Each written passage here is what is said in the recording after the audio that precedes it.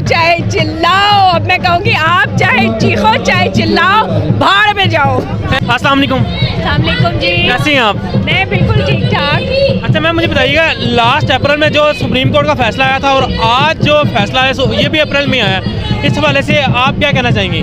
देखिए जी, उस वक्त जो था, अब जिस तरह ये पीटीएम कह रही है कि जी जजों को मुतनाज़ा बना रही है, तो मैं उनको ये कहना चाहूँगी कि उस फैसले में भी यही 3 जजेस मौजूद थे। जब 12 बजे अदालतें खुली थी, यही 3 जजेस मौजूद थे। उस वक्त आप लोगों ने मुबारकबादें दी थी। उस वक्त अदलिया जो थी वो आपने उसका जो वकार बढ़ गया था, उस वक्त सुप्रीम कोर्ट आइन की जीत हुई थी। लेकिन अब वही चीफ जस्टिस जब इनके मर्जी के खिलाफ का फैसला देते हैं तो फिर जी वो आइन की खिलाफ वर्जी हो जाती है। हालांकि मैं अपने सुप्रीम कोर्ट और चीफ जस्टिस साहब को बहुत शुक्रगुजार हूँ कि उन्होंने आइन की जो है ना पासदारी की और वो फैसला दिया जो अवाम और आइन के अवाम की उमंगों का था और जिसमें हमारे जो आइन के मुताबिक फैसला था।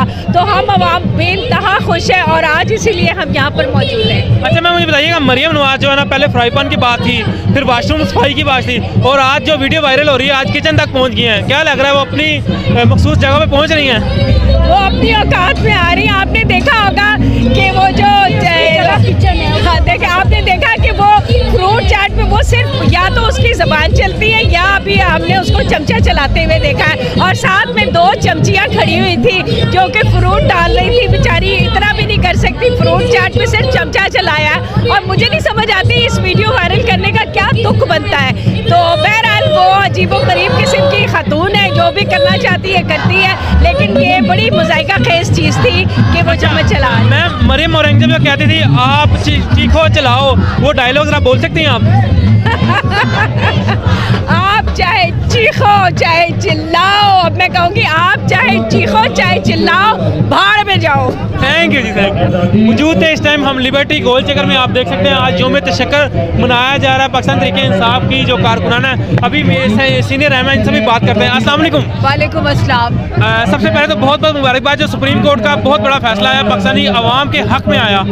पाकिस्तानी अवाम की जीत हुई, आइन की जीत हुई, नजरिया ज़रूरत दफन हुआ, आज हक और सच की जीत हुई और आज हम इसका खुशी और जश्न मना रहे हैं। मैम, मुझे बताइएगा कि पिछले अप्रैल में जो फैसला आया था और आज के अप्रैल में जो फैसला आया है, दोनों अदालत के फैसले हैं, आपको क्या लगता है कौन सा फैसला बेहतर अवाम के हक में था? देखिए, ये जो 9 अप्रैल का फैसला था उसका रद्द अमल पूरी दुनिया में हुआ और हर आँख उससे अश्कबार थी।